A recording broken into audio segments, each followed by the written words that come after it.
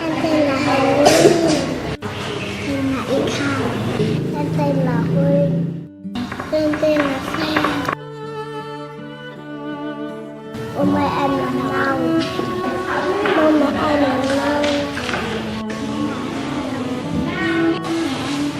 Ba chị em. Nhà em có 3 chị em. Nói chung là do cơ sở các thứ được thôi. Nói chung là lúc dậy thì nói chung là có thế nào thì mình dậy cái đó. Khổ nhất là trời mùa đông luôn. Cô với cháu là phải mặc bao cái áo. Có khi chị cũng phải xin hiệu trưởng cho nghỉ buổi chiều nữa.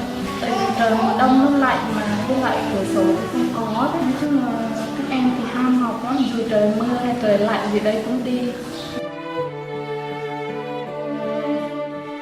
Hôm nay em ở nhà học bài. Con nhà đi lấy. Hôm nay ở nhà em học bài. Mèo đuổi chuột, mấy cháu ở đây thích mèo đuổi chuột nhất luôn.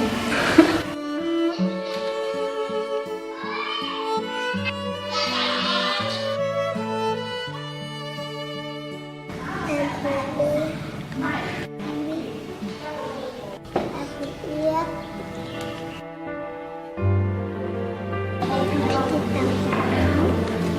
Em thích đọc quần áo.